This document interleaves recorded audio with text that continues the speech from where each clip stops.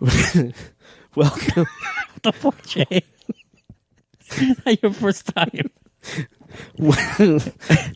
Welcome to this 92nd episode of the Supernatural Current Studies Podcast. So damn something.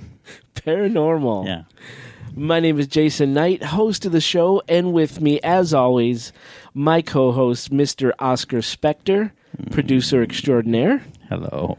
I dread everything today. How you doing tonight, this morning? I feel like a childish sing-songy kind of guy.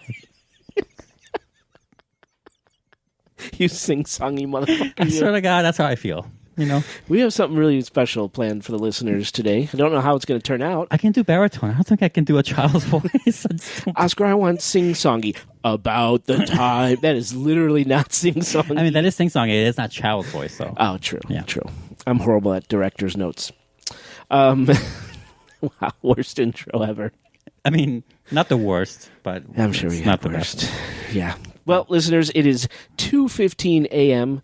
We are recording this episode for your listening pleasure. We're a mess this evening. Been drinking a little bit. Tired. Honestly, Oscar, I can't blame the alcohol. It's not enough alcohol for me to blame it on it. No? Not for me. No, that's my excuse. I guess so. I don't know how long you've been drinking before Basil I got Hayden's. Well, I tied a few on. here. Yeah, I bet you did. Because I knew this was going to be a long night. Yeah. And I have work in the morning. And you're off. You have like 5 conferences. I do. I have a lot of conference calls. Yeah. Oscar, what's been going on, man? How's things going? We haven't been together in quite a few weeks because we had 2 We're releases. not supposed to let them know that we recorded those back to back. Shit. Should we just start this whole nonsense over? No, I'm pretty sure they know already. It's okay. They knew before. Okay. So what I was leading into is anything new over the past 2 weeks? No.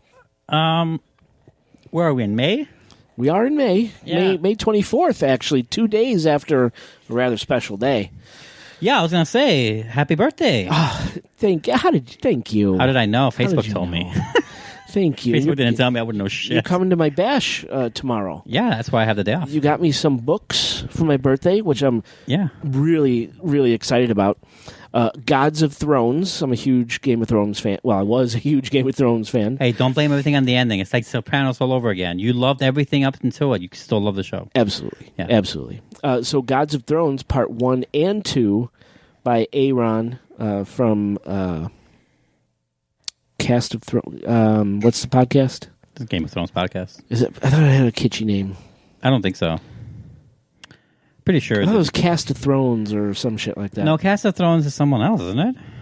I can What's look the it name up. of it? Oscar's looking it up real quick. Because we might as well give the podcast a plug because I listen to it religiously. Right, because they need it.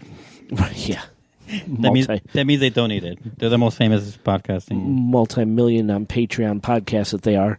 It's called Game of Thrones, the podcast. Game of Thrones, the podcast. So one of the hosts of the podcast wrote a couple books about the religions of Westeros, and Oscar was kind enough to get me Volume 1 and Volume 2 for my birthday. So I love you, man. Thank you. This is really exciting. You're super easy to buy for, though. Am I really? Yeah, you're pretty easy. Well, I guess it's a good thing, right? Yeah, it's a good thing. Cool. I'm very excited. You're a slut with gifts. I love sluts. You're loose. Very loose. Especially right now. So yeah, anything new? No. I'm trying to think. I'm thinking. This is me thinking. New. I mean, there's some things in the works of stuff that I want to do in the coming future, but like nothing like happened yet. For what? Like lifestyle changes, you know, like lifestyle tweaks. Well, I mean, first thing I noticed as soon as you walked in was no more facial hair. And haircut. You didn't notice the haircut. I did not notice it's the okay. haircut. I don't expect you. It's kind of dark in here right now. We're candlelit. I mean, didn't need an excuse.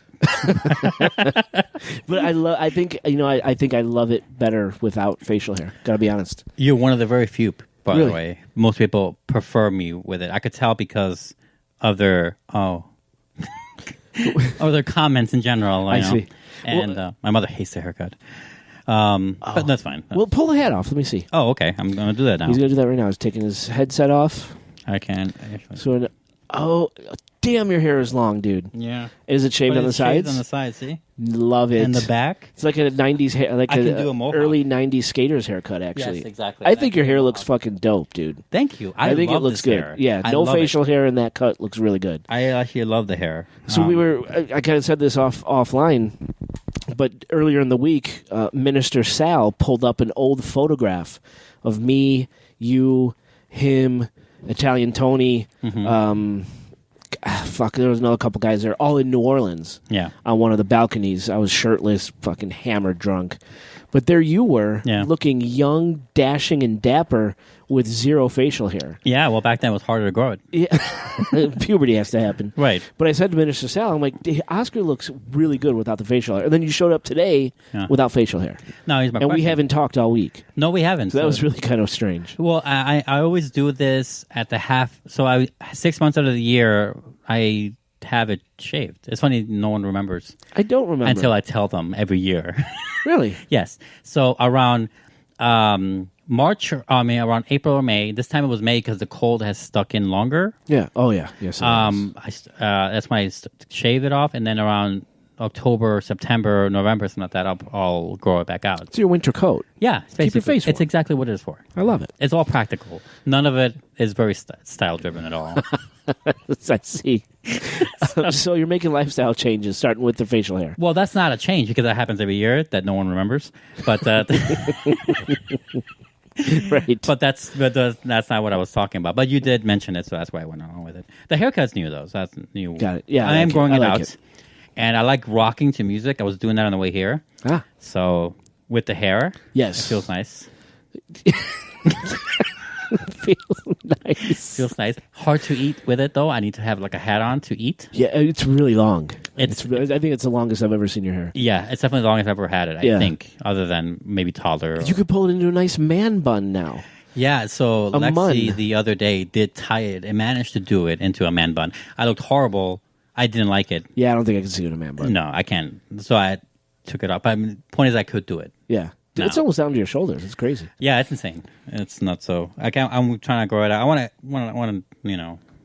metal out. You should dye the front of it like just shocking blonde. And that's not going to happen. All right, so little changes or, falling back into seasonal habits. Right. I'm trying to find a place. So I've been trying to, I know I can say this because, why would I say that? I'm just going to tell you what it is. I've been trying to get into some stargazing, like not professional, but just like a pro amateur, right? Okay.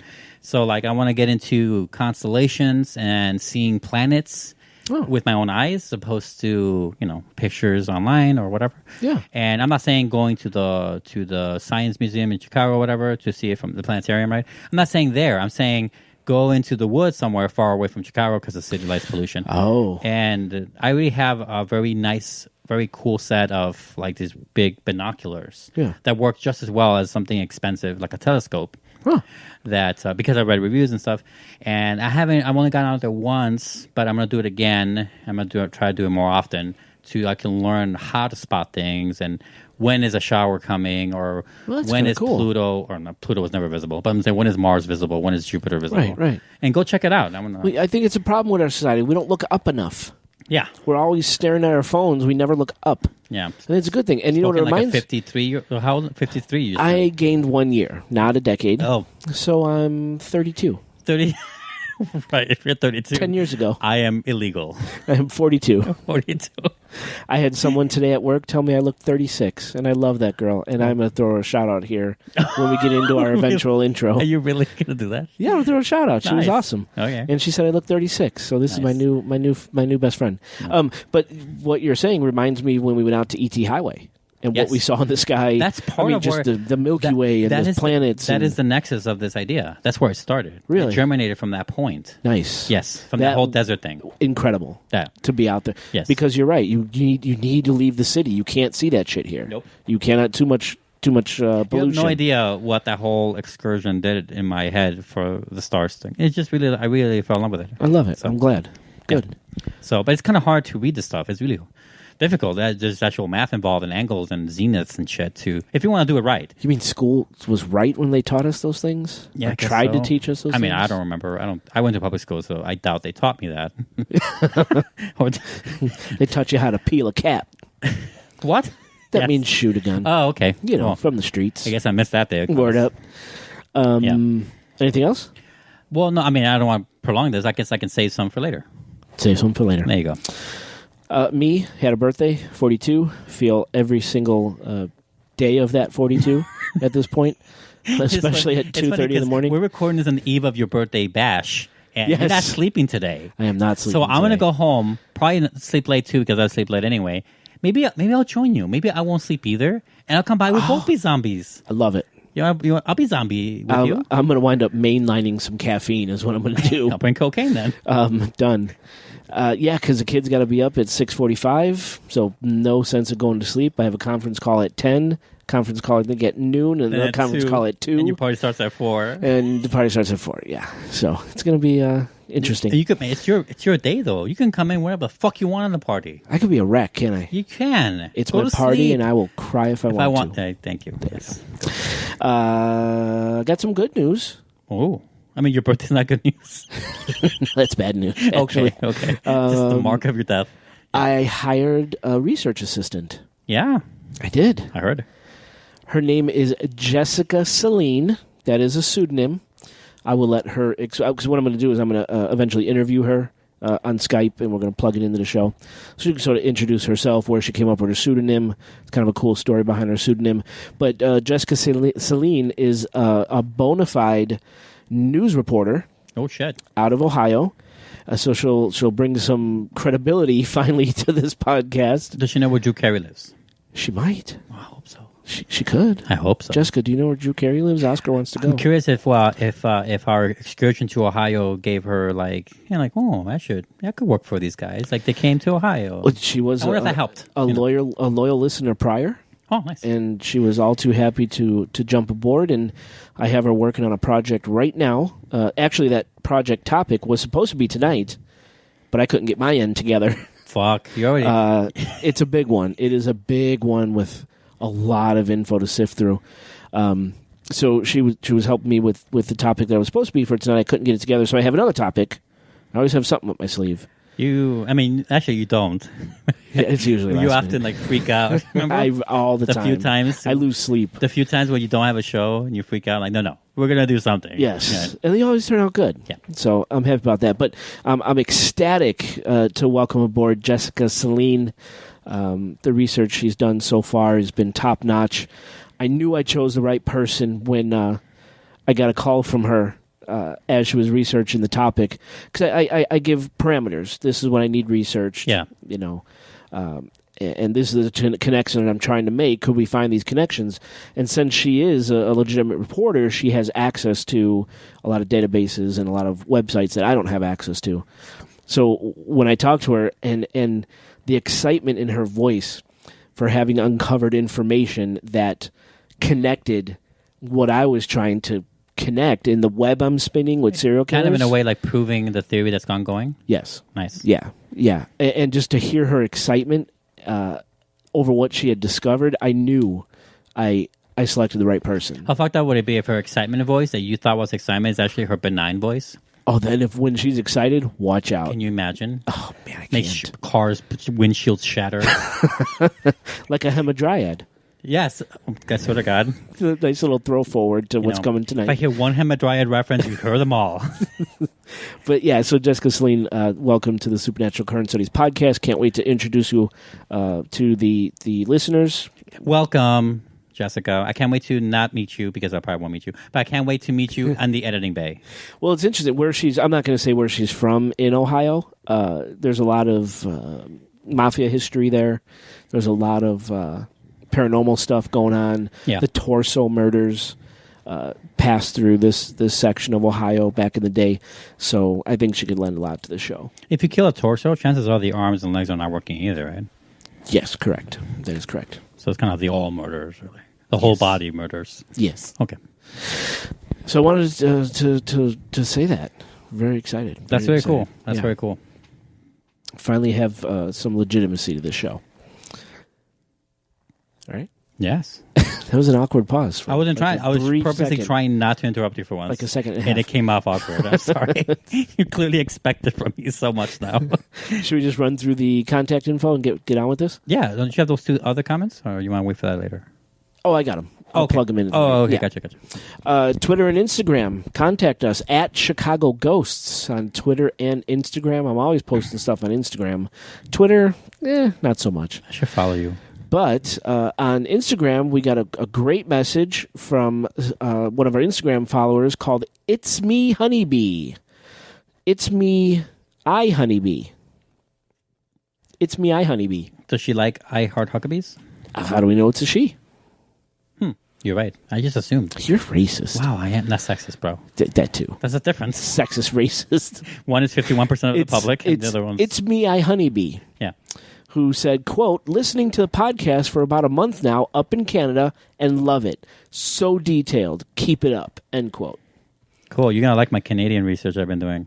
Yeah. That's right. Whenever the hell I finish it. It's so daunting. I'm just going to make an outline and go from there. I think sometimes I have to. that's best.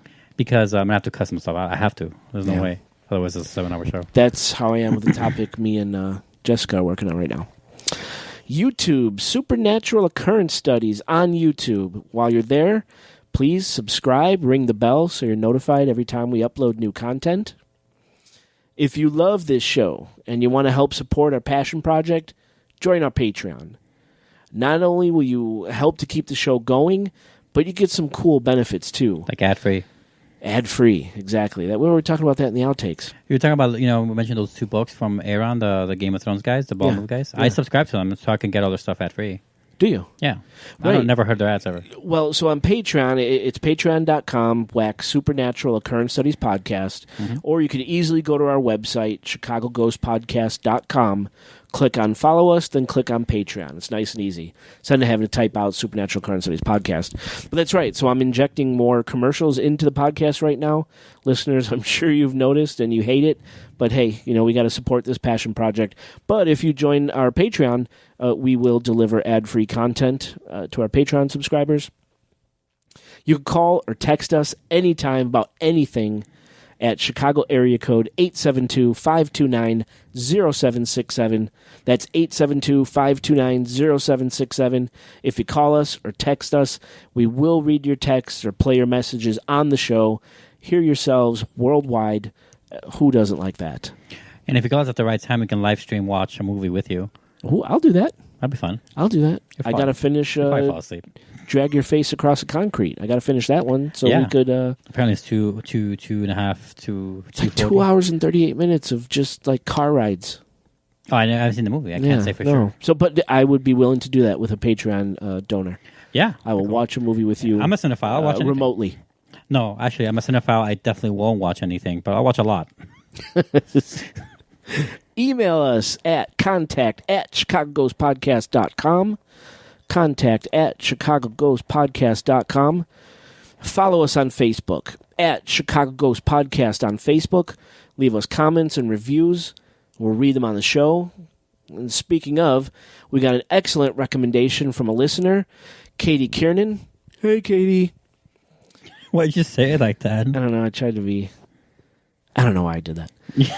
Katie recommended the podcast and wrote, quote, I love this podcast and the topics that they research. I've listened to a lot of paranormal podcasts, and this is one of my favorites. Very well done. Keep up the great work. End quote. Katie, thank you so much for the great recommendation. Be sure to tell all your friends. Share the podcast everywhere you can. Except for Molly. Don't tell Molly. Oh, Molly's a bitch. Yeah, she's something. Yeah. I also want to give a shout-out to my new kindred spirit, Chelsea J. Chelsea, if you're listening to this, hey. Are you saying kindred spirit because she mistaked your age for something else? That was the one that said I look 36, God bless her heart. Yeah. No, met her serendipitously at work, and we had everything in common. Including the paranormal, including... Well, you both have 2 eyes. Including riding horses. Right. I mean, you name it, we had it in common, and now she's a listener. She actually listened to episode 50 during the week, this week. Which one was that? That was from The Cat House. Oh, shit. When we interviewed my favorite episode. the ladies at the cat house. Yeah.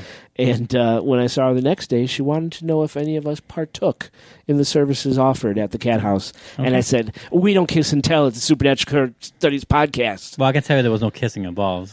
Oh, there was something involved, though. There was something. Yes. So that's the contact information. I'm going to get myself together, probably refresh a drink, and we will be in your back. memory, because you're old now. Oh, I'm really old. And we'll be back in a moment. Listen to this commercial or commercials.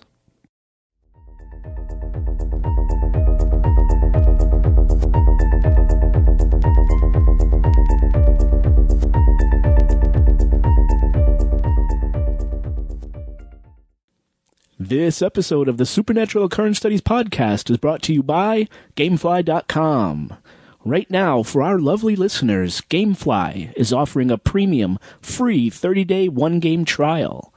That's one free game trial shipped directly to you, with a pre-addressed envelope included for super easy returns. No contracts and cancel at any time. Go to www.gameflyoffer.com/ghost. That's gameflyoffer.com/ghost. Choose from over 8,000 new and classic games for almost any console imaginable. Remember, that's www.gameflyoffer.com/ghost. Start your free trial now.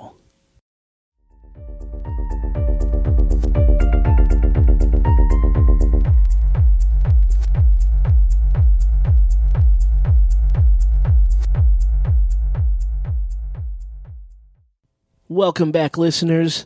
Please check out our sponsor, help support our show. We would appreciate it.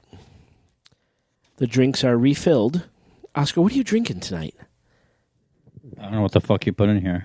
Oh, okay. Well, that is cherry vodka. Could you edit that? No. Cherry vodka and Sunny Delight. Yeah, Sunny D. You mentioned that earlier. Yeah, and it works really well. Yeah. It's like it almost tastes like a spritzer. It's pretty nice. And I don't think I ever had a spritzer, but if this is one of them, then well, spritzer is usually champagne, something sparkly, but that comes really close with the Sunny D. Yeah, you equated it to a mimosa earlier. Yes, exactly. I've had that before. So mimosa or spritzer, yeah. I guess maybe I have had a spritzer. Yeah. It's like in the spritzer family. I like mimosas. I think they're really rare in my lifetime. I need more of them. I like mimosas too. I just hate ordering them.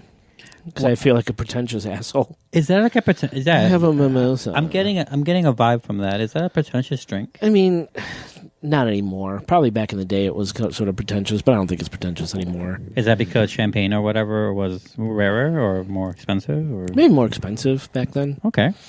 Good to know. Good to know. Mimosa. Yeah, I like mimosa. I like nice breakfast mimosa. Yeah, that's also where I see a lot of people ordering it, is in breakfast. Yes. It's like an excuse to drink alcohol in the morning. Early, yeah, because for me, I am a strict noon o'clock person. If it's 12 o'clock, I can start drinking. Okay, you wait till noon. I do. I cannot drink before noon. You're traditional. Yeah, and I can't drink while I eat. It's very straight. If I'm eating, I'm eating. If I'm drinking, I'm drinking. So you're saying you don't drink any liquids? No alcohol. No alcohol when I'm eating a meal. But I can't do it. But you drink water or whatever. Oh, yes. Yeah, well, water, water, because I don't drink soda, or juice or something like that. But I don't drink alcohol when I'm eating food. People like pairing alcohol with food. I can't do it. If I'm eating, I'm eating. Yeah, like one of those critics that will get wine. Yeah, have this wine with a nice... With this... salmon. No. If I'm eating, I'm eating. I'm drinking. They don't mix the two. That's... You know what? I'm the same way, but not because I choose it. It's just the way it happens. I don't always have alcohol around me. And when I do, I drink it when I'm chilling, not like when I'm eating. Right. You know. I can't do it. Unless it's like chips or something. Chips and alcohol? Because I have chips in my... Yeah, I have chips on me. Like, I'm usually around, or Pop-Tarts or something like that. Like Frito-Lays and a Cabernet Sauvignon? I'm more of a... What the fuck was that last part? No, it's a wine. Cabernet Sauvignon. I'm sure it is. I'm not a wine guy, though. I hate wine. I like white wine. All my Italian friends make fun of me because I like white wine. And they like red wines. They like red wines. Yeah, they're into the red. It's manly. Yeah. I like white. I like sweet white. Yeah, what's wrong with that? Like a Riesling? I don't think I love Riesling. Yeah, and I'm sure you do. And sangria? Drink it by the pitcher. Wow, I'm sure you do too. That too. Yes. If I was to pick a wine, it'll probably be like a Riesling type. If I have to, but I really don't like wine overall. I understand. It tastes weird. I love to drink while I cook. I love to cook for the family. So I love to pour drinks, listen to Frank Sinatra radio on Pandora. And by the time I'm done cooking, I'm so drunk I don't want to eat. You're old.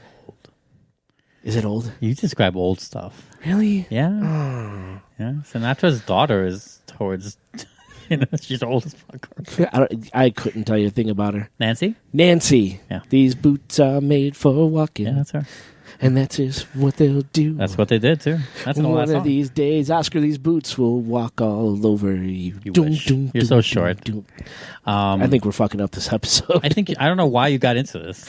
I want to know what you were drinking. I'm just yes-anding you. I was going to segue into my drink. Okay, which is? So I'm drinking my typical Manhattan Old Fashioned, but some twists this time. I like your cherries. So for my birthday, Randy Tucker from Somewhere Out There Radio got me a sweet bottle of Basil Hayden's bourbon. Yeah. And so I mix, because I usually like Early Times. I get a big old bottle of Early Times. That's what I mix my Manhattan Old Fashions with. Yeah. But now I have the Basil Hayden's. And I want to tell you a story. Basil Hayden's is delicious. Delicious. These Manhattan Old Fashions are going down like water. Not only the Basil Hayden's, You're just looking Basil for excuses Hayden's, to drink. Yes. At this point. Not only the Basil Hayden's, I have Luxardo cherries in here. Yeah. And you had a Luxardo cherry. Yes, you did. And it looked like you were opening up Fort Knox for me to see. Yes. And you're like, Oscar, take a bar of gold. That's how you treated the cherries when you opened that jar up. These cherries are so decadent. They're really good. And I you just felt richer. Yeah, right? Yes. And you just crush it enough so the bourbon gets into the cherry a little bit. I felt like I had no debt. No debt. Right. Oh, man. I felt like my car was fixed.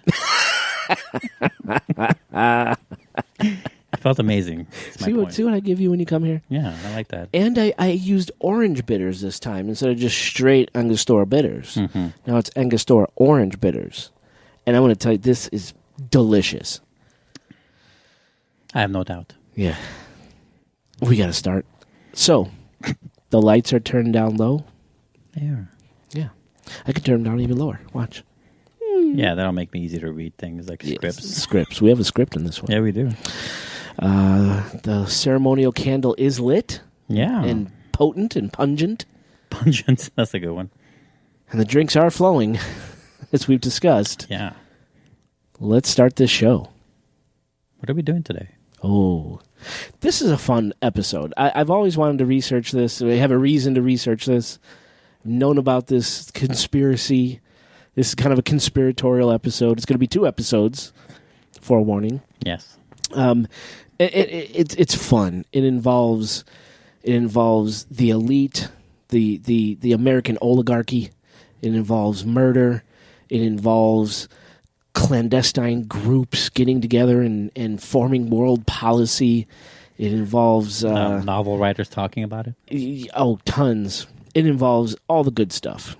So, I wasn't going to release the title, but they read the title of the episode. That's if you want to keep it that. Yeah. You can be more mysterious about your titles, Jay. You don't have to be not.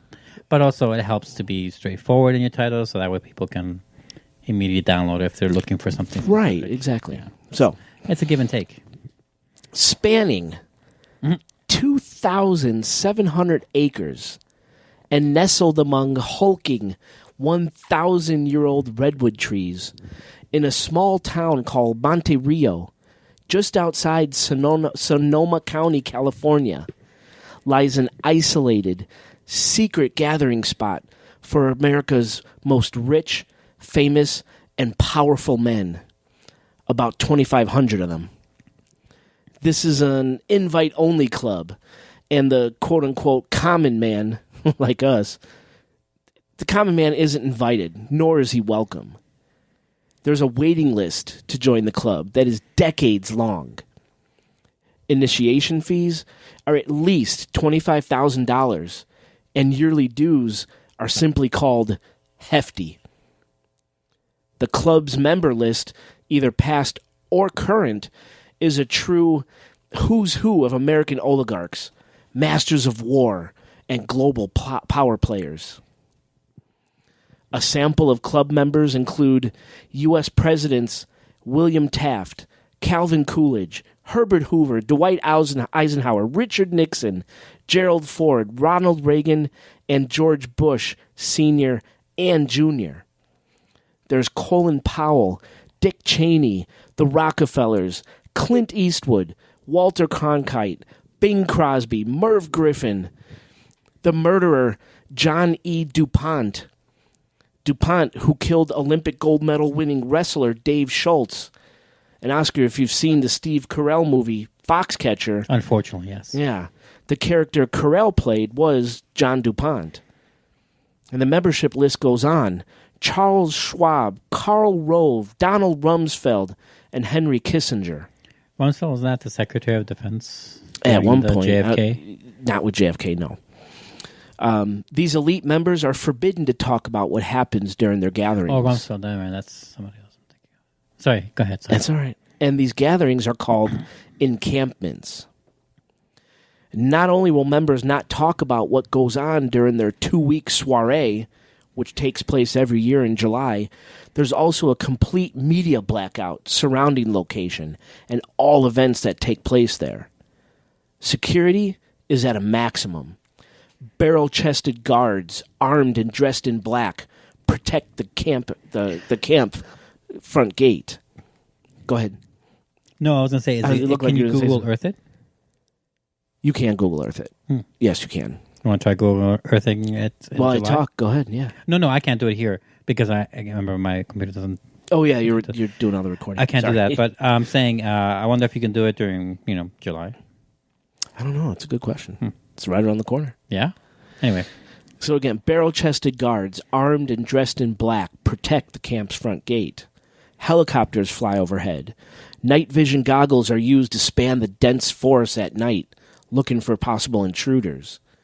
Drones likely fly overhead, just out of sight. Members are not allowed to carry cell phones or anything that can record what takes place inside the confines. No one gets in that is not invited, and nothing is supposed to get out. Of course, presidents of major news outlets are members, so maybe that helps with secrecy and security too.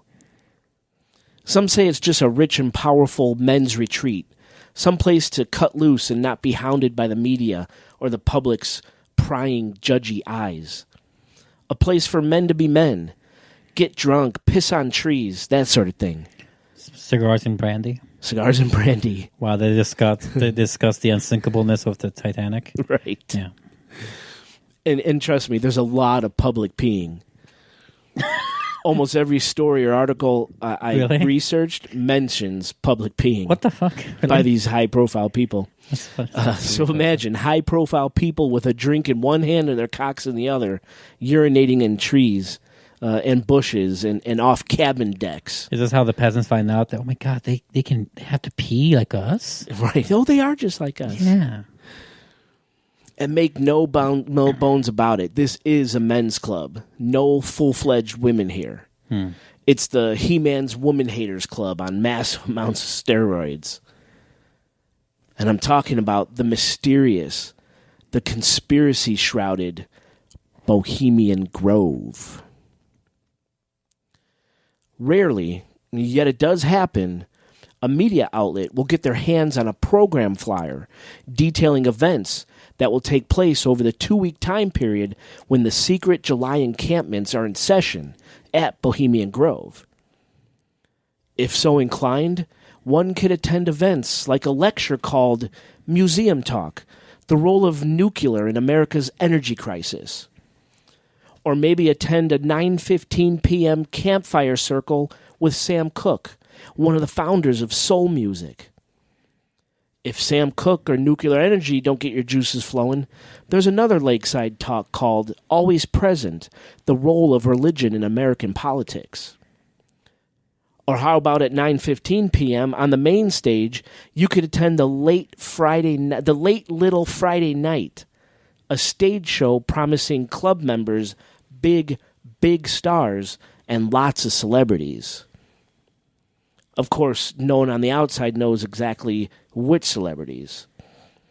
There are hijinks stage shows, which typically focus around mythical or fantasy themes. And there are low-jinks shows, which are satirical in nature, full of comedy and slapstick. Oscar, tomorrow at 4 p.m., you could attend a fly fishing demonstration at the lake, or attend another lakeside talk about America's healthcare revolution. Who lives, who dies, who pays. It sounds like a code. Kind of does, right? It sounds so boring and yet so droll. That's got to be a code for... Well, I mean, America's healthcare revolution, who lives, who dies, who pays, that's kind of ominous sounding. Like these people are going to get together and decide... Yeah, it's like they have survival of fittest. It's like they have to make their own Comic-Con so they can have backroom deals, Backroom deals are part of this. Yeah, that's what I'm saying. They have to make a convention out of it. Yeah. And finally, you can finish off the night with a lecture called Defining the New World Order. If you take lectures about religion, politics, and nuclear energy, and mix in some music and fishing, and just add a dash of drinking and powerful men dressed as women putting on stage shows, you have what? A crazy office Christmas party?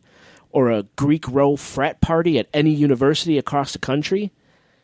Surely there's nothing to see here. Who Shirley? She's hot. Yeah. Just boring men doing boring things, acting a fool, and trying to relive their youth. What Richard Nixon called in the Watergate tapes, quote, the most faggy goddamn thing you could ever imagine, end quote. Yet it is rumored that in 1942, at one of these stag party-like encampments, the Manhattan Project was planned, which led to the creation of and the use of the atom bomb. We all know what happened with that, right? Remember Hiroshima?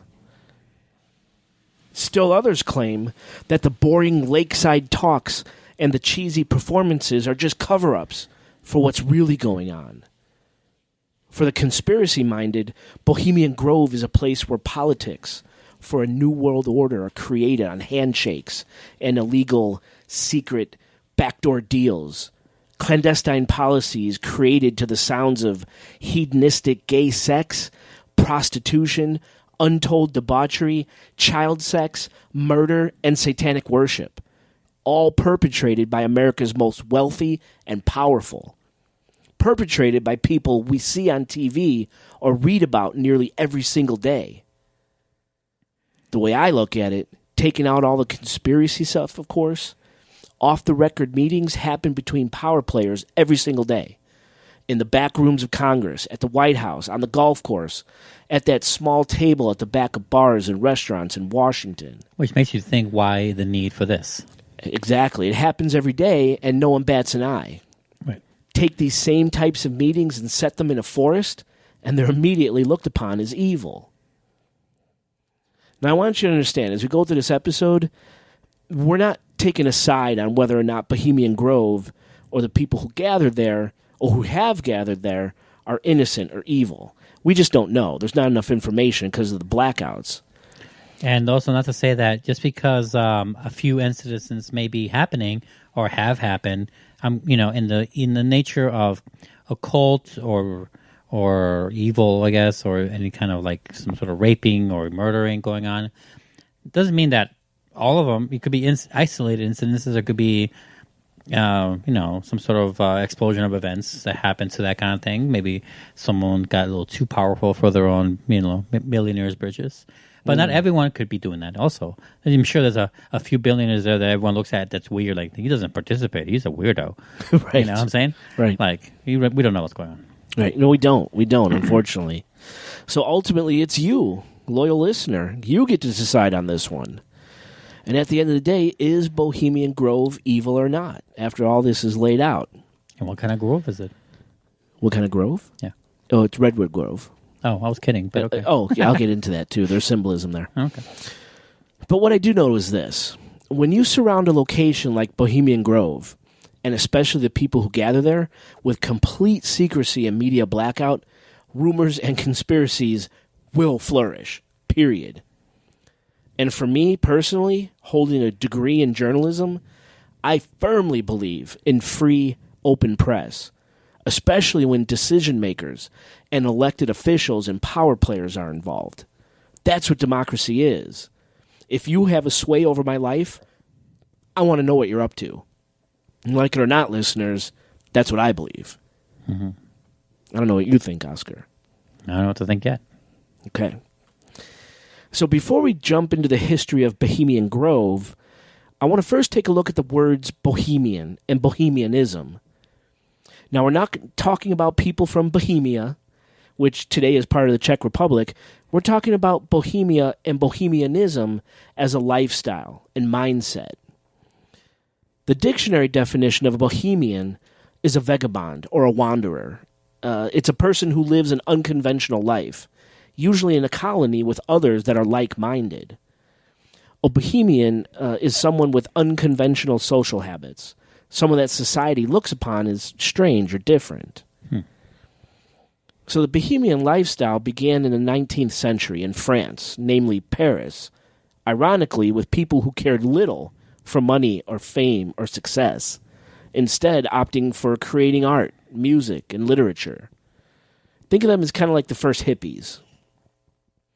In the mid-19th century, here in America, in large cities, young, cultured journalists began calling themselves Bohemians, and the title became synonymous with newspaper writers and writers in general.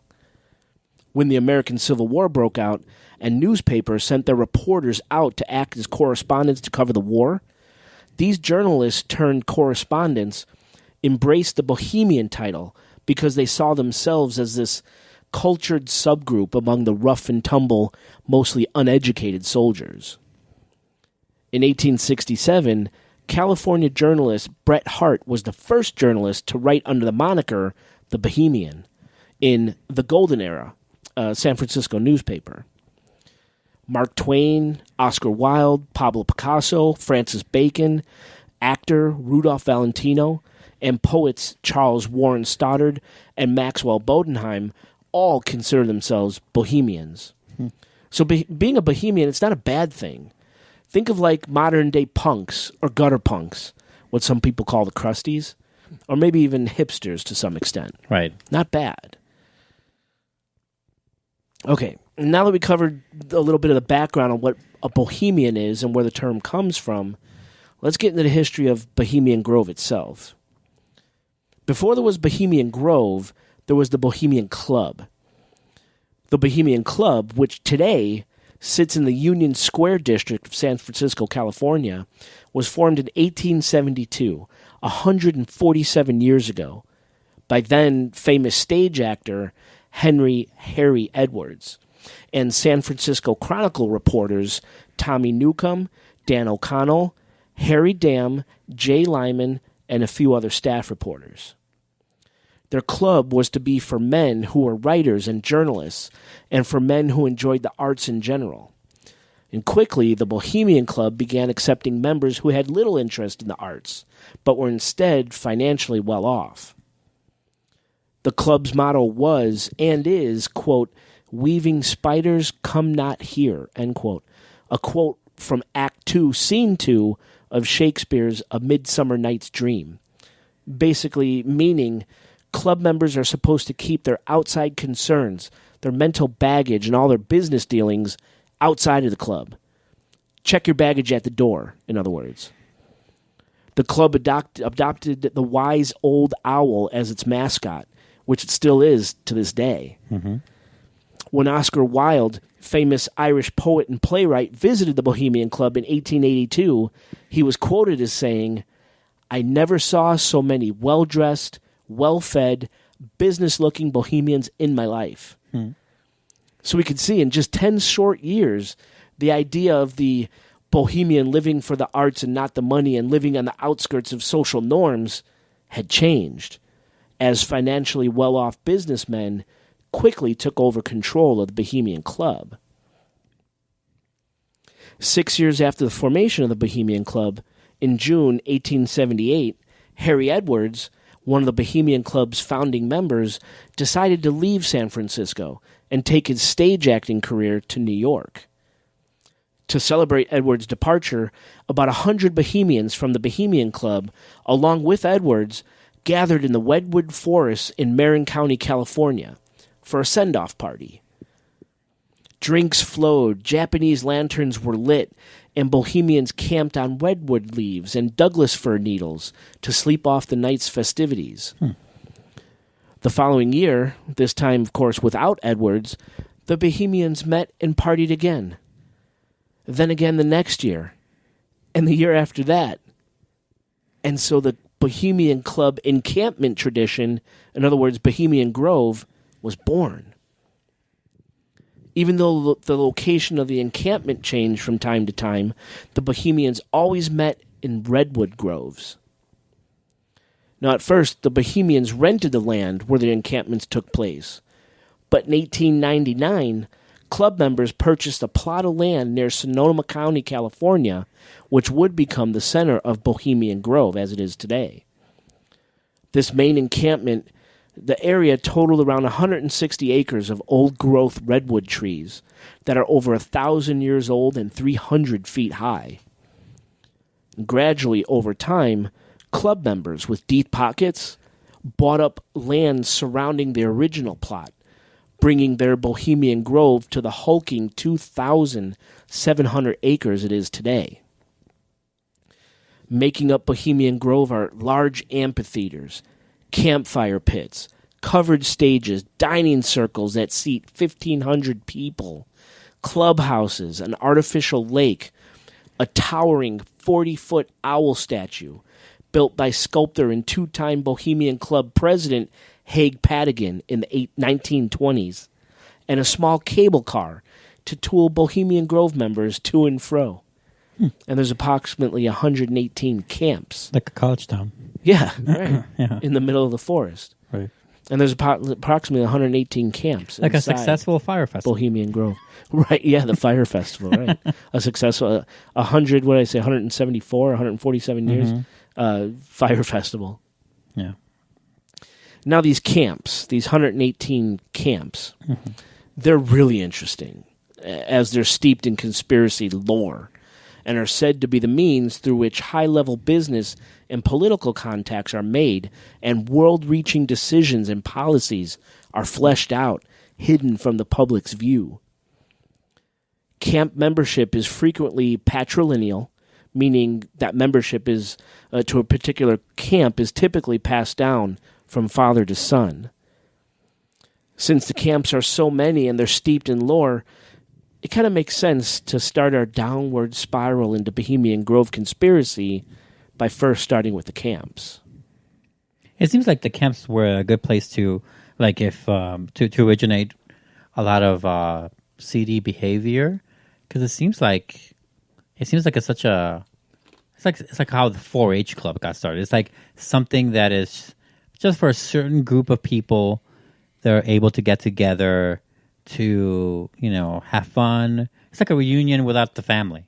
Kinda. In a way. Or like you think of war buddies, drinking or something. I don't know what you think of. You're right, except the reunioning is being done between people who change the world. Right. It's like in dappled secrecy. It's like if they had to have a way to hang out in a way where they can get away with it and not have scrutiny, then I guess it makes sense that they would have to do it this way. No, it does. Yeah. But don't make world-changing policy. Right. Out of the public's eye. You can't do that, But we'll see how this unfolds and see what you think at the end. So I want to start with the camps, because the camps are really, really cool. Crazy. So in this episode's show notes, I'll leave a link to a nice map of Bohemian Grove, showing all the camps and where they're located, along with roads and facilities. Just a good bird's eye view of what's in Bohemian Grove. That'll be in the show notes, listeners. So as I mentioned, the whole of Bohemian Grove is made up of camps. Camps bearing strange names like Caveman, Green Mask, Monkey Block, Mandalay, Lost Angels, Isle of Aves, and Silverado Squatters. That's funny. As of 2007, it's believed, as I said, there are 118 camps in total, but no one's really sure. So let's talk about what kind of people make up these camps. At one time or another, throughout Bohemian Grove's history, the following camps were made up of the following type of people. Kind of like the heathers and the plastics and shit. Wait, say it again? Like in high school, you separate the jocks and... Oh, right, yeah. Walk into a lunchroom. The plastic. Right? Yeah, this is like a big high school lunchroom. Right. So we're going to start with the creme de la creme, the cream of the top, the holiest of holies, the grail of Bohemian Grove, Camp Mandalay. This is the most exclusive camp within Bohemian Grove. Other camp members can only access Camp Mandalay with written permission from a current member of Camp Mandalay. So there's something secret between the secret club? Right. Yeah. And when you hear the type of people that have to get written permission to get to Camp Mandalay, it'll blow your fucking mind. Ooh. Now, there's lots of money and power in Camp Mandalay. We're talking high-ranking men from DuPont, Bank of America, Amoco, Chevron Texaco, and Rothschild Investment Trust Capital Partners. Ugh.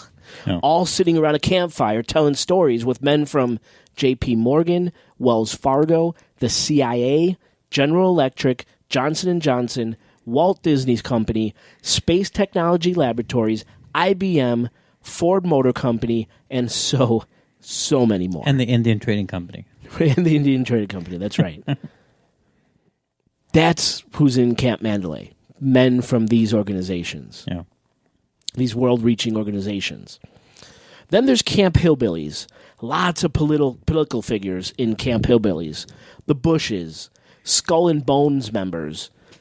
Skull and Bones, of course, the ultra-exclusive, ultra-secretive, conspiracy-shrouded fraternity out of Yale, whose members include George H. Bush, our 41st president, George W. Bush, our 43rd president, John Kerry, our 68th United States Secretary of State and Democratic nominee in the 2004 presidential election, and William Howard Taft, our 27th president.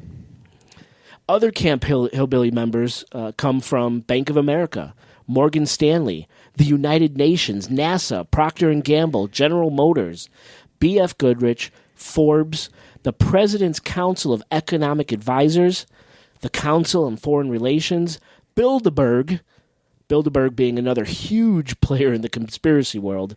Too much to mention on Bilderberg. Listeners, look it up.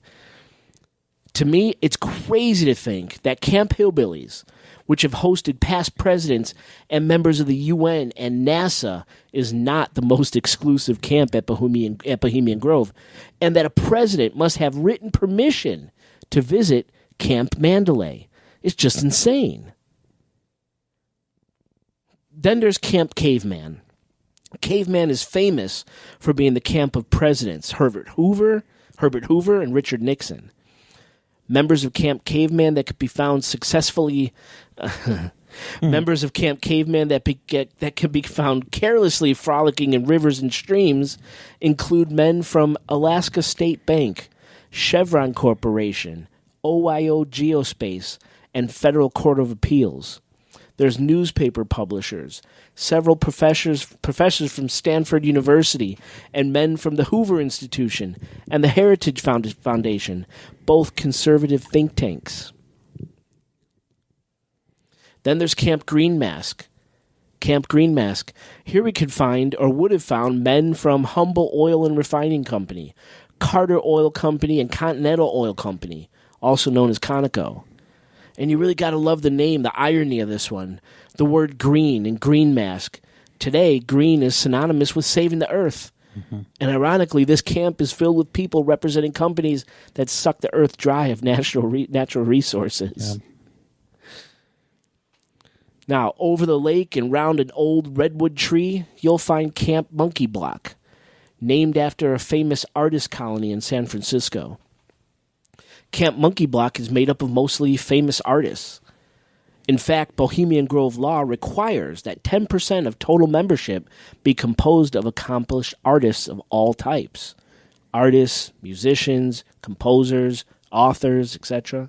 That's interesting. Is that to have their own lineup for entertainment? Yes. Listen to this.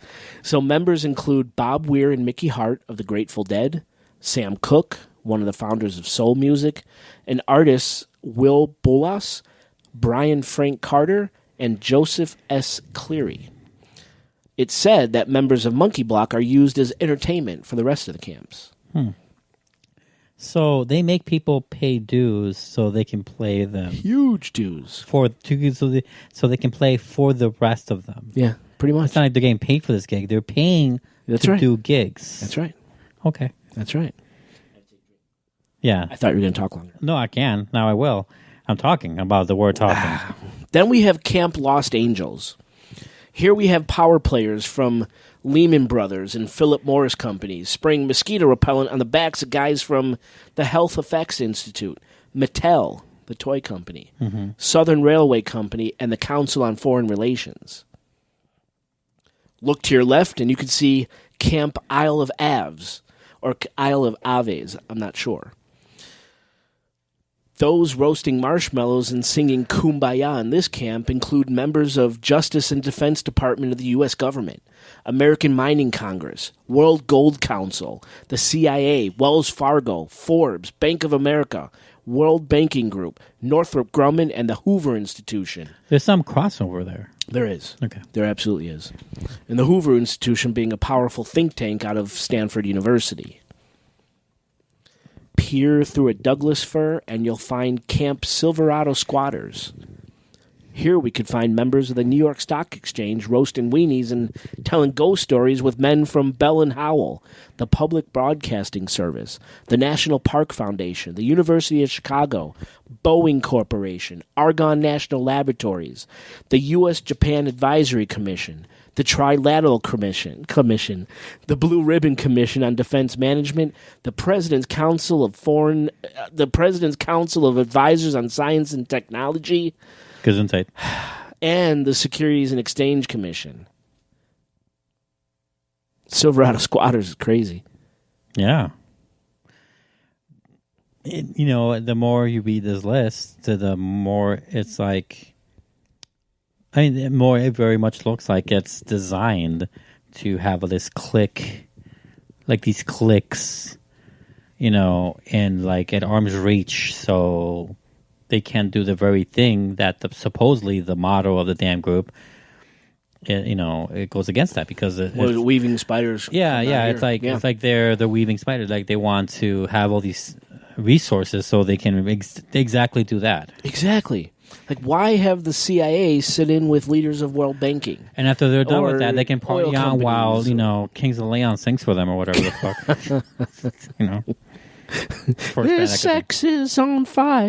Yes, the first band I could think of. Because you said Kings of Leon. Yeah. That's my favorite song by them.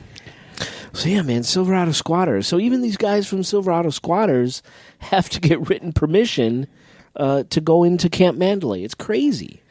People who are on the U.S.-Japan Advisory Commission, the Trilateral Commission, have to get written permission. It's crazy. It's crazy. I wonder what gets you sent to the principal's office. Fuck, I don't think anything. I literally think anything goes during this encampment, as we'll see. It's like what do you call it? Like a summit.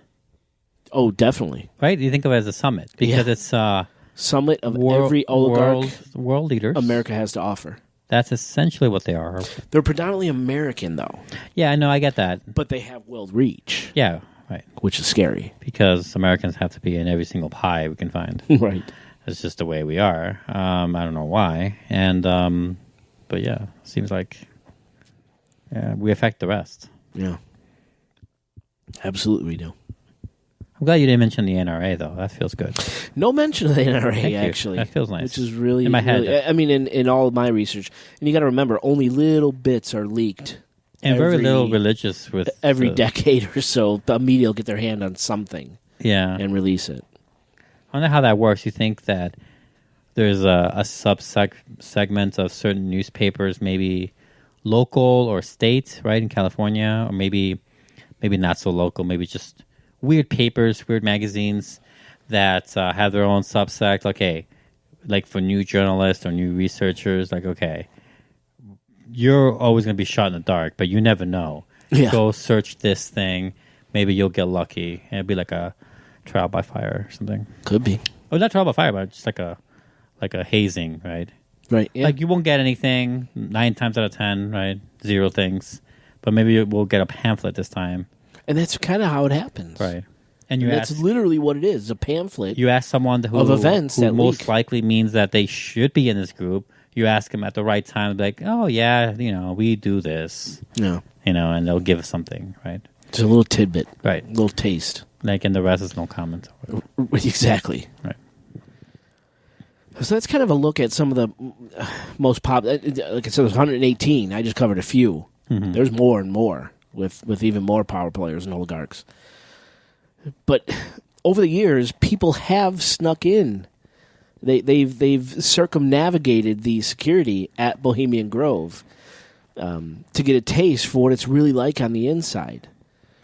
Which makes me question, really, the rumors of Bohemian Grove's ultra-tight, military-style, high-tech security. And the two intrusions I really want to talk about are Philip Weiss, a writer for Spy Magazine, and his 7-day undercover expose of Bohemian Grove. He got in there for 7 days. And everyone's favorite, blabbermouth, Alex Jones, and the Cremation of Care ceremony he recorded on film. Yes. That's pretty intense. We'll get to that. So, Philip Weiss and his Spy Magazine articles about Bohemian Grove from the late 1990s. They're a fantastic read, and it was a big source for me in putting together this episode. I highly suggest looking them up and reading the full articles. Listeners, there's a homework assignment. This is a guy who used his real name, faked that he was from Camp Bromley, a camp for unsorted club members. Unsorted? Yeah, like Harry Potter. Before they get their houses? Yeah, the sorting hat.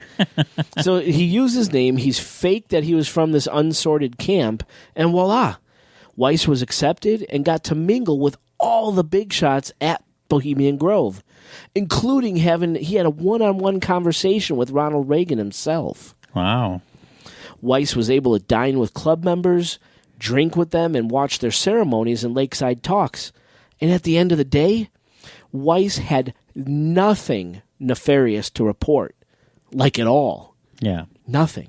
I mean, at the end of the 7 days. Right. Yeah. Then there's Alex Jones. Alex Jones. A. Jones. A to the J. On July 15th, 2000, infamous talk show host Alex Jones infiltrated Bohemian Grove and captured video of what's known as the Cremation of Care ceremony. It's incredibly interesting footage. Creepy even. The ceremony is recorded on the year 2000 technology, so the video is shaky and grainy, but I'll leave a link to Jones's footage in the show notes.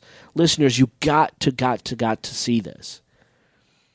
Now, the Cremation of Care is considered the opening ceremony, which kicks off the 2-week encampment at Bohemian Grove, and it's attended mandatory by all Grove members.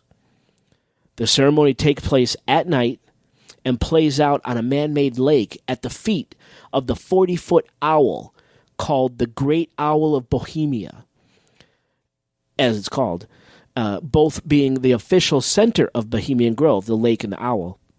You have to understand that the Cremation of Care ceremony is a big deal. It's highly stylized and highly ritualized play. Kind of like the opening of the Olympics. Yeah, exactly. Yeah. And it's meant to get club members in the mood to have fun, get them back to the mindset of simpler times, times when they literally didn't have the weight of the world on their shoulders. Let your personal cares and worries, your mental baggage, melt away and just be here, in the moment, with your brothers. However, conspiracy theorists believe that the care being sacrificed or cremated is care for the world and care for all people other than the most rich and powerful. Basically the people that are present, right? Exactly. Yeah. Everyone else but who's here. During a Cremation of Care ceremony, there's an old recording that plays, booming over speakers, that was once voiced by Walter Cronkite himself, while Grove members acting as a sire, and priests and high priests act out what's being played in the recording. There's chanting and robed figures. There's a tree spirit called a hamadryad, and flames and pyrotechnics. At the culmination of the play, an effigy made into the shape of a human, a small human, hint, hint, which is a symbol for care, is burnt at the feet of the owl on a boat piloted by a black-robed figure. And then Care is subsequently burned, sacrificed, while a cacophony of cheers from the crowd echoes through the glowing redwood forest. It's very dramatic. What do you think it means?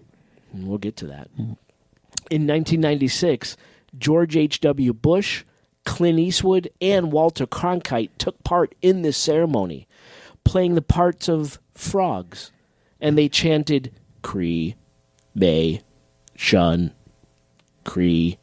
Is that why Clint Eastwood, even Shun, up to today, has Cree, May? He has a blank Shun. check, you know. Right. I mean, Eastwood has had a blank check to make any movie he wants for 30 years. Yeah. Yeah. That's what I'm saying. So just imagine, President of the United States, Clint Eastwood, one of the most popular actors ever, and Walter Cronkite, the most trusted name in news back in the day, chanting in this occult stylized ceremony, Cree, May, Shun.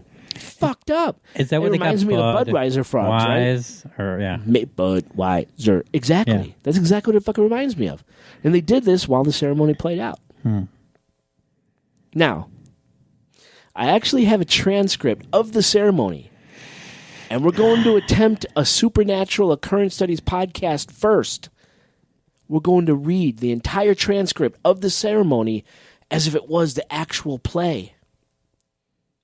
And then we're going to eat it. Yeah. And now, for the first time ever, I'd like to introduce you to the Supernatural Occurrence Studies podcast players and our rendition of The Cremation of Care. The Sire. Bohemians, by the power of our fellowship, dull care is slain. Hearken! High up the hill you may hear Care's funeral music. Tolling of the bell and faint, far strains of the funeral dirge. Torches are glimpsed in the distance. Music and light approach. Behold, the effigy of this, our enemy, is carried hither for our ancient rites. Music ceases. Drumbeat accompanies the descent of the cortege. The cortege passes through the dining circle and down the main aisle as the band and the effigy of Care proceed down the road to the floor of the grove. When the torch bearers are leaving the dining circle, followed by the old guard. Bohemians, follow to Bohemia's shrine. The band resumes the funeral dirge. The band turns into the traffic road where it continues to play. The spectators pass to their seats opposite the shrine. Through the two columns of the torchbearers who flank the path to Edwards Road, the shrine is bathed in the soft, flickering light from the lamp of fellowship. The radiance of the rising full moon touches the crown of the hamadryad's tree. Off-stage chorus of woodland voices. The hamadryad emerges from the bark. The hamadryad. Beauty and strength and peace, they are yours, they shall never cease. While the trees are and the hills, the stars come in with the night, and the wind like presence fills the temple aisles of the wood. It is yours, it is good, it is made for your delight, beauty and strength and peace. They are here that you find release from the mournful memories.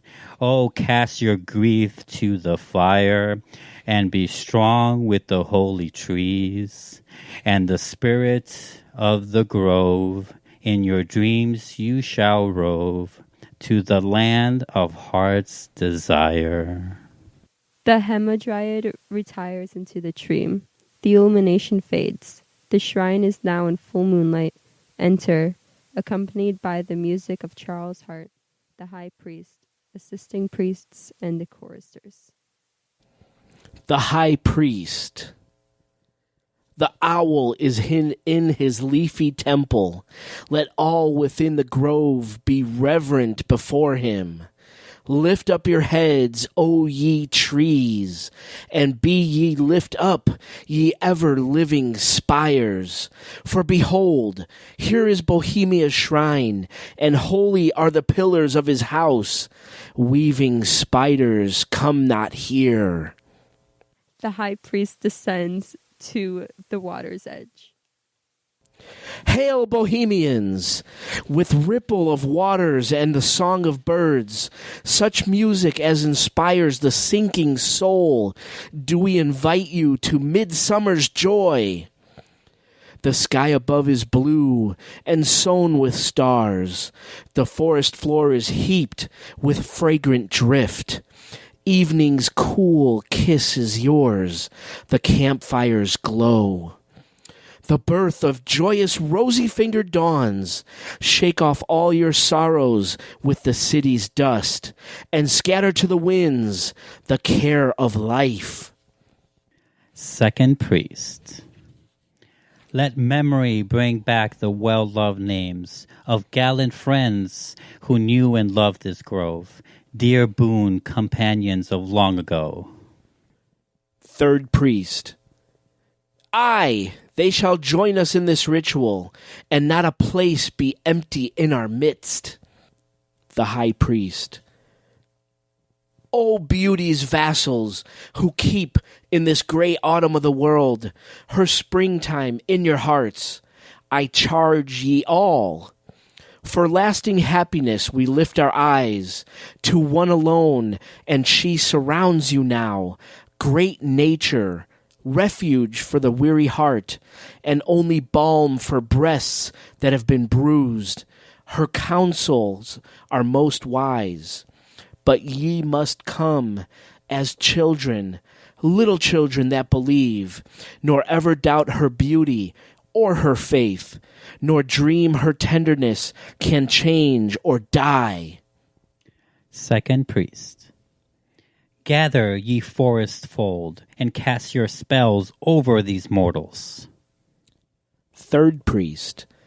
Touch their world-blinded eyes with fairy unguents. Second priest. Open their eyes of fancy and seal the gates of sorrow. Third priest. Dull care in all his works are but a dream. As vanished Babylon and goodly Tyre, so they shall vanish. Second priest. But the wilding rose blows on the broken battlements of Tyre, and mosses rend the stones of Babylon. Third priest. For beauty is eternal, and we bow to beauty everlasting. High priest. Our funeral pyre awaits the corpse of care. The ferry of care, pulled by a lone boatman, appears and passes up the lake to the foot of the shrine. Acolytes await the barge.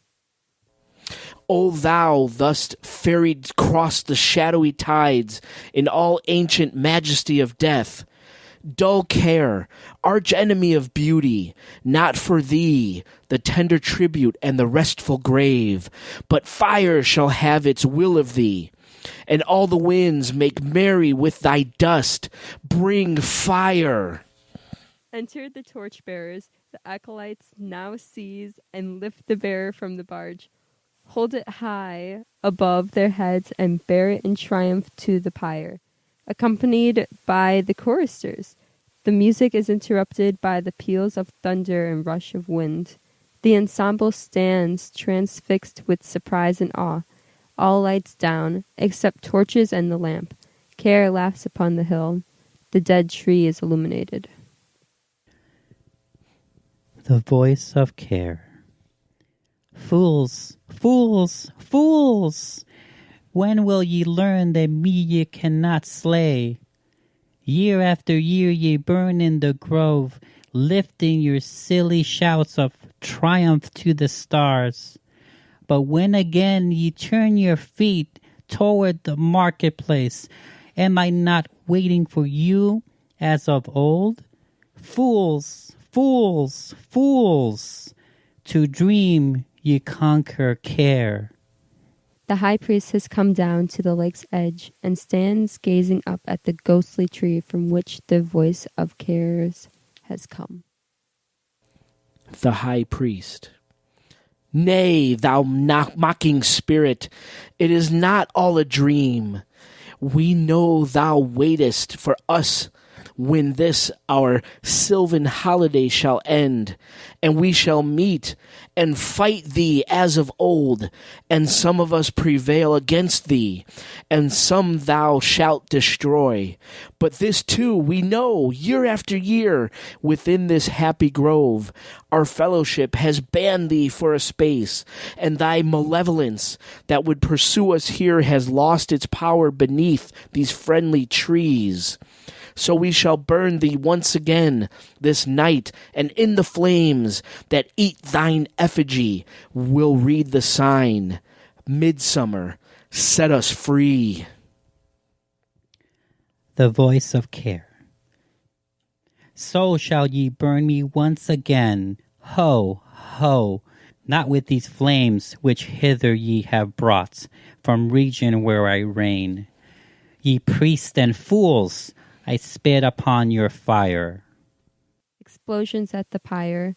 The torches are instantly extinguished. No light save from the lamp.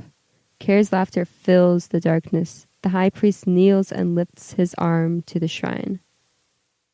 The high priest. Thou great symbol of all mortal wisdom, owl of Bohemia, we do beseech thee, grant us thy counsel. The music of fire finale begins. Off stage, an aura of light begins to glow about the owl's head, gradually silhouetting the colossus. The voice of the owl. No fire, it shall be kindled from the world, where care is nourished on the hates of men, shall drive him from this grove. One flame alone must light this pyre, the pure, eternal flame that burns within the lamp of fellowship upon the altar of Bohemia. High priest rises and ascends to the lamp of fellowship. The high priest. Great owl of Bohemia, we thank thee for thy adjuration. Lights torch and turn towards pyre. Well should we know our living flame, our fellowship can sear the grasping claws of care.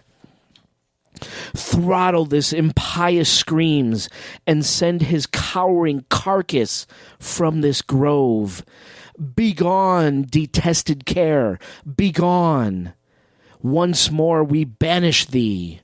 Let all the potent spirit of this lamp, by its cleansing and ambient fire, encircle the mystic scene. Hail, fellowship! Begone, dull care! Once again, midsummer sets us free. Whew! In case you didn't like our version of the play, but really, why wouldn't you? Yeah, right. I'll leave a link to the transcript of the play in the show notes. So right. You guys can read it yourself. Right, yes. You might have to. I love it. I love the way it came out. Yeah, I can't wait to see what people think. Yes. And I think that's where we're going to end it for this episode. Yeah. So this is going to be a two-parter. We covered the history of Bohemian Grove, the history of Bohemians and Bohemianism. Mm-hmm. We covered the major swath of Bohemian Grove, some of the camps, and people who belong to those camps in this episode. In episode 93, we're going to get into the the nasty stuff, the ugly stuff. Yes. That surrounds the conspiracy that The really stuff that we're known for, right? Exactly. Right. What would you expect? We're not from... going to do a conspiracy about puppies. No puppies. No. Oh, I love puppies. Who doesn't love puppies? I mean, really do. I'm not a dog person or even a pet person, but I love puppies. Any puppy. Come on, I'm not a Nazi. Damn Nazis. Only Nazis hate puppies. I think even Nazis like puppies. I think Hitler had a dog. We should probably stop now. Okay, fine. I'm just saying. Everyone loves puppies. Listeners, wait for episode 93. You're not going to want to miss it. A lot of crazy shit about Bohemian Grove, the conspiracy around Bohemian Grove. And Oscar, what do you think? Are we going home? Oh, was that the Hamadryad? No. Or the Care? Care. Oh.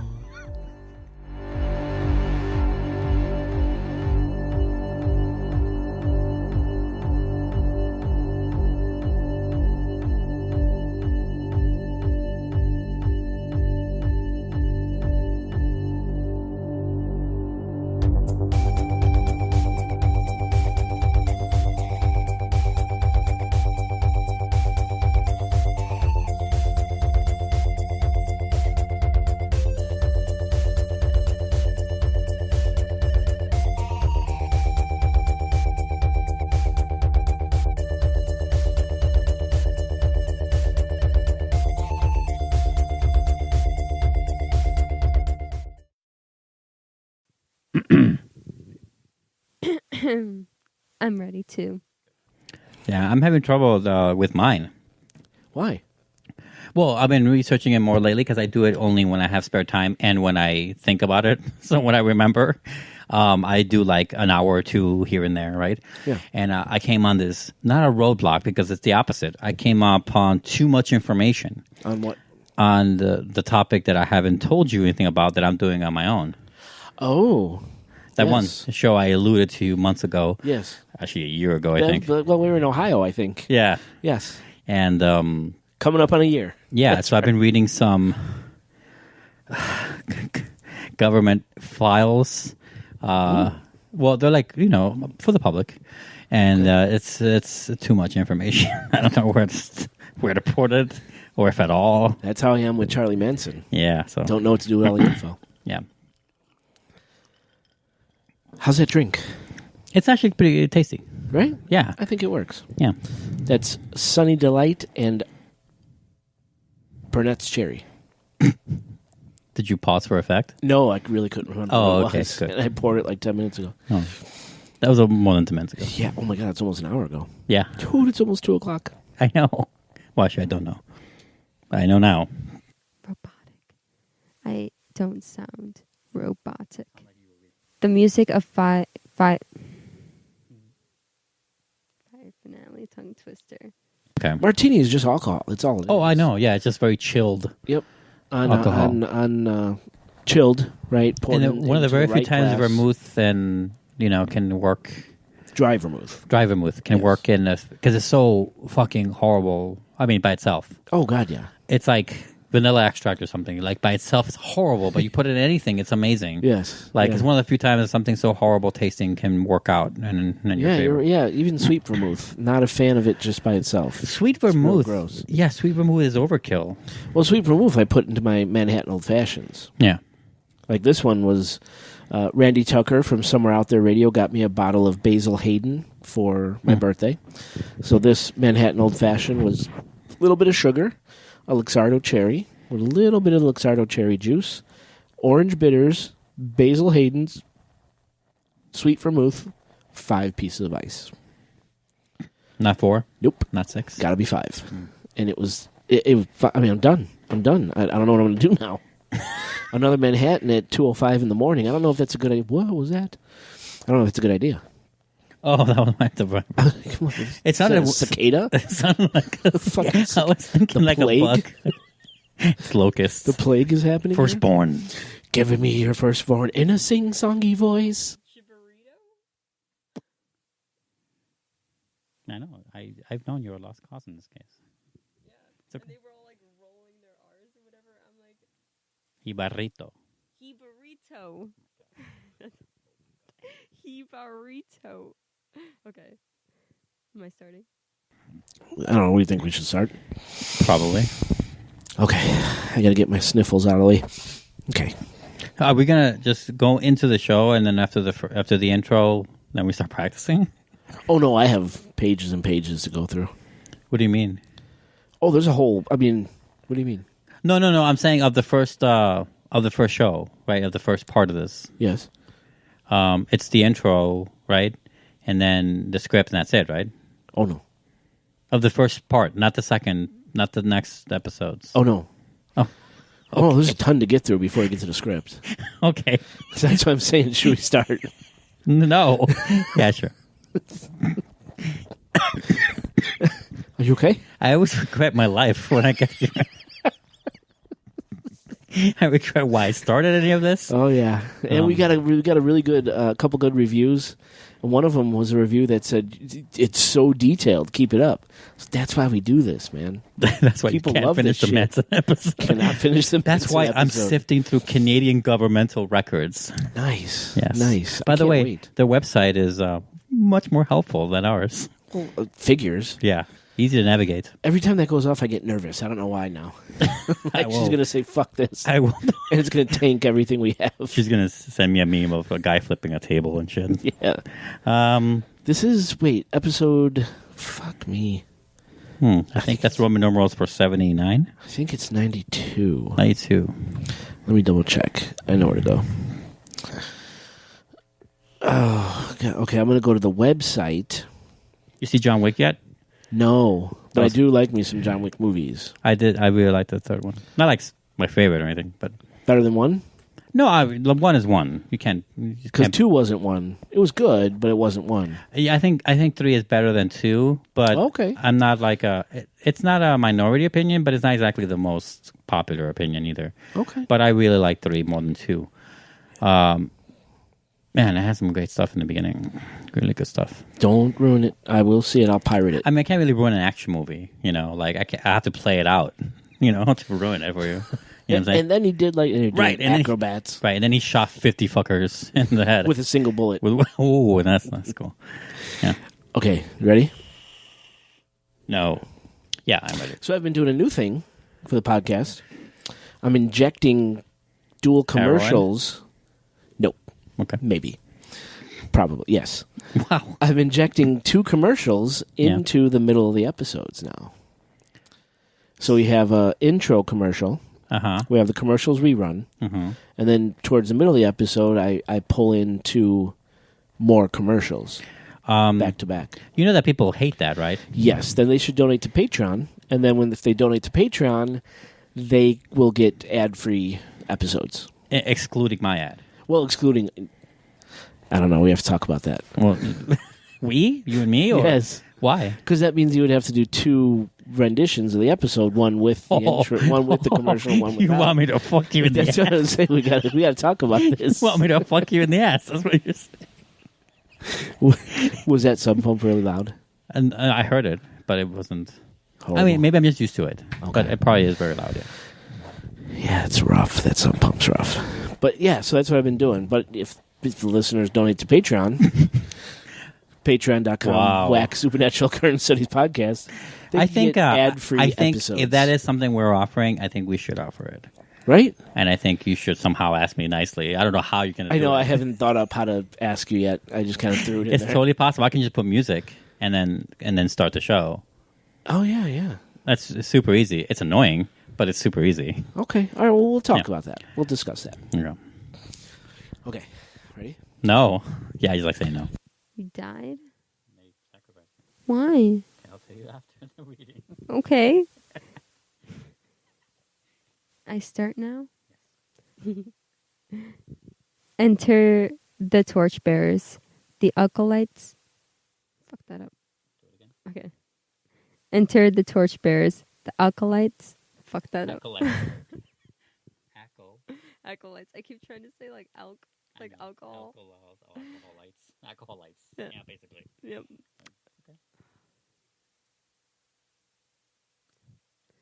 Enter the torchbearers, the acolytes now see.